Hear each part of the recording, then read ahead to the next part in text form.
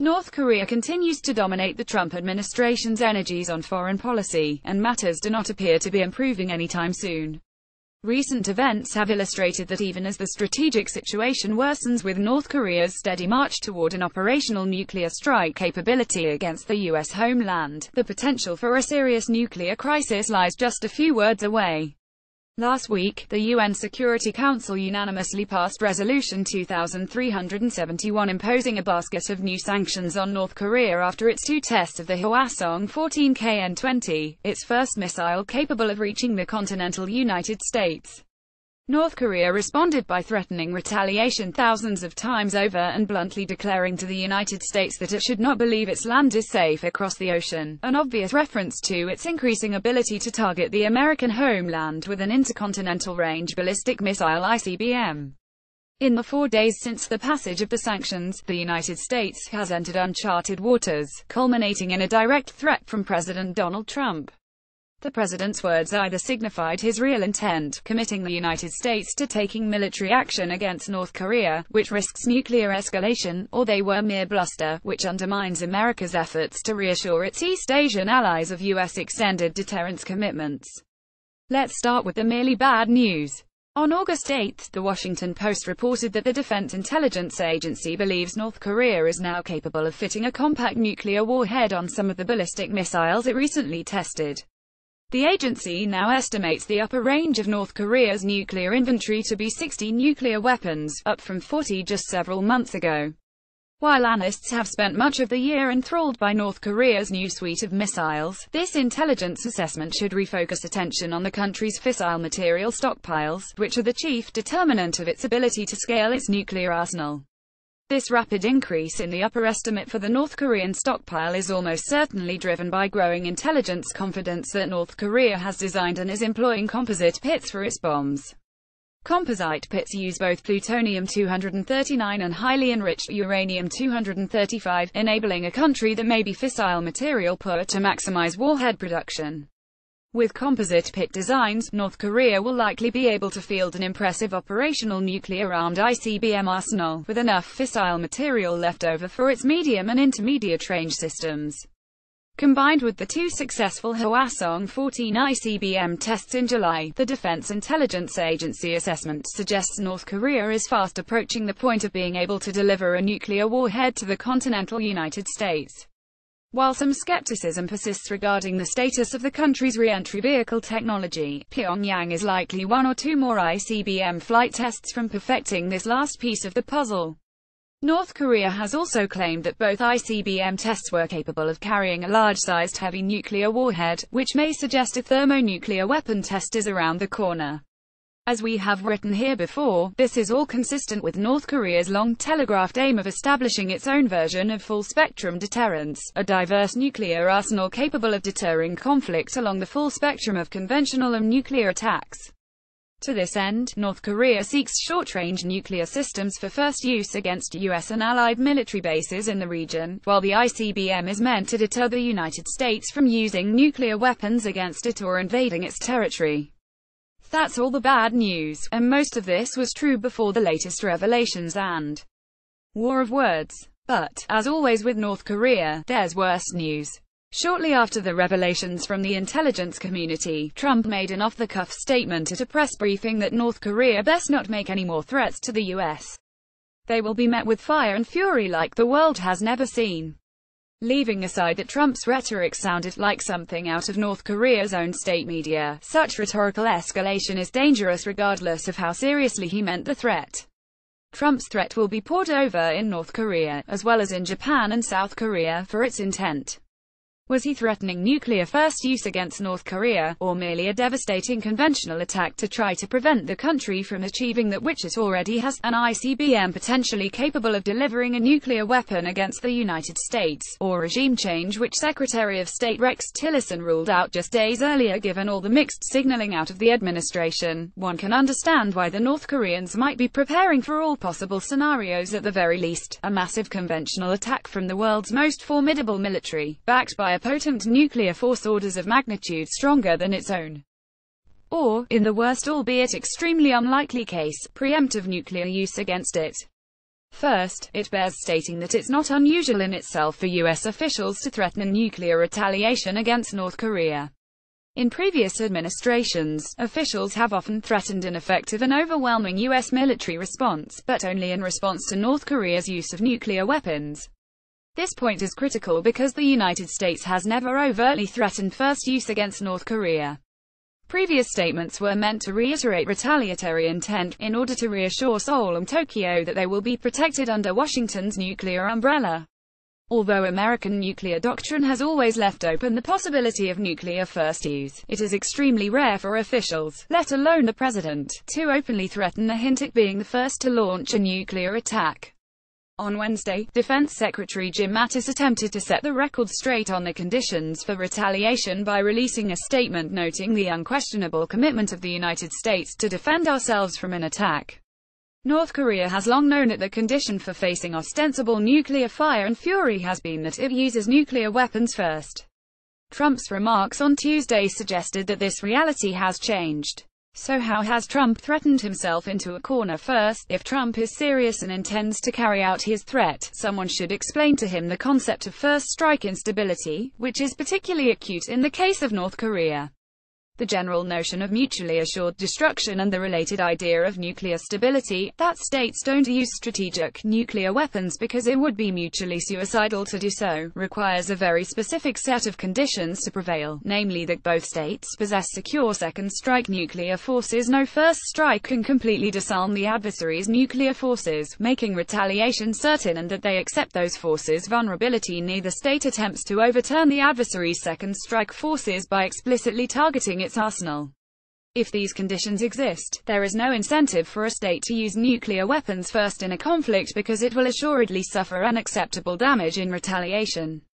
This is why, in theory at least, mutually assured destruction was considered stabilizing, and the key benefit of the so-called nuclear revolution crises do not carry the risk of early nuclear escalation from the outset. However, the stabilizing features of MAD evaporate quickly if one or both states has reason to fear that its arsenal won't survive a strike. For instance, if its nuclear arsenal or delivery capabilities are small or vulnerable to attack. Similarly, if the states attempt to make themselves less vulnerable by pursuing counterforce capabilities and strategies that might disarm the adversary may worry that it will lose all of its nuclear forces in a conflict and be unable to deter nuclear use against it, stripped of its ability to retaliate. This should sound familiar. North Korea has a small, vulnerable arsenal, and cannot be at all confident it has a second strike capability. It only has a limited number of ICBMs and transporter erectors, and presumably only a small number of operational warheads compared to the United States. Its ICBMs have not been declared operational.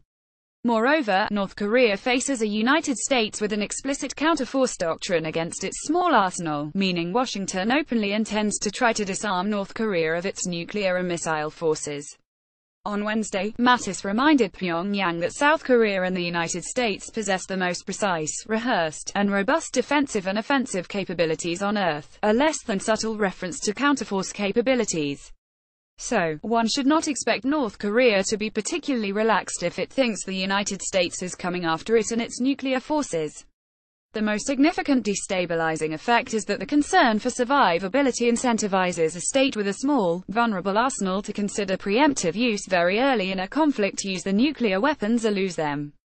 This is first strike instability. If Kim Jong-un fears the United States and its allies are coming after his nuclear forces, his dominant strategic move is to use his nuclear weapons as quickly as he can, before he loses them. Failing to do so would result in his demise, so his only choice is to go first, go early, and go massively, even though the United States would almost surely deliver the promised effective and overwhelming retaliation for first use. Given that Kim's ICBM arsenal might be gone in the first wave of even conventional attack, he simply cannot afford to go second. He may be left with too little, if anything at all, to penetrate American missile defenses if he waits for the cavalry to reach Pyongyang first. This is why Trump's off-the-cuff threats matter so much. Kim may view any efforts to carry out this threat as a possible prelude to regime change or an invasion, leaving him with no choice but to take the president at his word. We wonder how fire and fury translates in Korean. After a remark like this, which no doubt reinforces Kim's fear of American disarmament or regime change, a show of strength that was actually carrying out this threat, or misperceived to be doing so, could quickly find the United States and its allies facing North Korean nuclear first use. Put simply, new nuclear states with small arsenals faced with the threat of invasion or regime change can have incredibly itchy trigger fingers. It is important that Trump not rub poison ivy all over those fingers and make them even itchier. If, however, Trump is blustering and has no intention of carrying out his threat in the face of future North Korean provocations, the bluff also carries significant strategic consequences. For one, it would undermine U.S. extended deterrence assurances and strengthen Kim Jong-un's desire to decouple U.S. formal allies, South Korea and Japan, from the American alliance architecture. This was one of the chief strategic concerns regarding North Korea's acquisition of an ICBM that we highlighted here last month. Tokyo and Seoul can reasonably worry whether the United States will be deterred from carrying out this threat because North Korea can now hold the U.S. homeland at risk. Bluffing after such an explicit threat blows an ICBM-sized hole through American efforts at reassuring its allies in the region that it will be there for them where the shells start flying. The implications are severe, and could include Japan and South Korea looking to substitute for U.S. extended nuclear deterrence with their own nuclear weapons capabilities. Debates to these ends are underway in both countries. There is a reason Washington spends so much on extended nuclear deterrence. The United States has always been allergic to Allied nuclear proliferation because it has always wanted Washington, and Washington alone, to be able to control nuclear use and escalation. If three capitals have independent nuclear capabilities, it makes alliance management more difficult as junior allies assert independence from coordinated strategy, a reality demonstrated by France during the Cold War, and also runs real risks of an ally starting a nuclear conflict against U.S. interests. In the latter scenario, the United States would almost certainly be drawn into such a conflict and have to finish it. Therefore, whether Trump means what he said or not, his comments raise the risk of nuclear conflict. Moreover, if Trump's remark is merely a bluff, it will only embolden North Korea to push the line further on its nuclear weapons and missile programs. Threats are only effective deterrents if there is a credible belief that they will be carried out. This was a uniquely stern and colorful threat. If it is not carried out, it will have exposed a threat made directly by the President of the United States as hollow. North Korea may be tempted to see what exactly constitutes a violation of Trump's line: verbal threats, scarier verbal threats, missile tests, a nuclear test. Indeed, hardly 3 hours after Trump had spoken, the sun had risen in Asia and the August 9th edition of North Korea's KCNA news agency carried a new and aggressive threat in response to the United States' recent flight test of a Minuteman ICBM, stating that the Korean People's Army's strategic force was now carefully examining the operational plan for making an enveloping fire at the areas around Guam with medium to long-range strategic ballistic rocket Hwasong-12. If North Korea were to use nuclear weapons first, Guam would undoubtedly be one of its first intended targets because it hosts a critical American bomber base, Andersen Air Force Base. On Monday, one day before Trump's remarks, U.S. Pacific Command flew B-1B bombers over the Korean peninsula as a part of its continuous bomber presence mission in the Pacific. Imagine if such a flight had come on Tuesday after Trump's remarks. The potential for North Korea to miscalculate based on a perceived U.S. escalation is now far greater. Though the B-1B is now physically incapable of nuclear payload delivery, North Korea believes otherwise, and it may be unable, and would have very little time, to distinguish between shows of strength and the opening salvo in a regime change or counterforce effort. That's the bottom line. If Trump meant that making even verbal threats against the United States is sufficient to rain fire and fury on it, KCNA's explicit threat against Guam, which was written before Trump's comment, met the condition within hours. Will Trump enforce his threat and use nuclear weapons against North Korea, or initiate efforts at regime change, in retaliation for this provocation? Almost certainly not this. But in order to test whether Trump's threat is real or bluster, North Korea may try to push the line to see how far it can go. All of this makes it even more difficult to set credible lines on North Korea's behavior and nuclear program in the future. This is not a reality television show, it's reality. It is tempting to chalk these remarks up to Trump's shoot from the hip, looser cannon style and say that everything will be alright because no one should or will take them seriously. But historically, when presidents of the United States speak, nations sit up and take notice. There is no reason to think North Korea will ignore Trump's words. And now the United States must either carry out the president's threat and literally risk nuclear war, or admit it was a bluff and risk further emboldening North Korea and eroding the East Asian alliance structure so painstakingly built and reaffirmed for over 60 years. Words matter, especially when nuclear weapons use is on the line. In a matter of 30 seconds on a Tuesday afternoon, Trump negotiated himself into a disastrous strategic corner. Ankit Panda at NKTPND is a senior editor at The Diplomat and an independent researcher. Vipin Narang at Narang Vipin is an associate professor of political science at the Massachusetts Institute of Technology. Image U.S. Air Force photo by Airman First Class Gwend Allen Smith.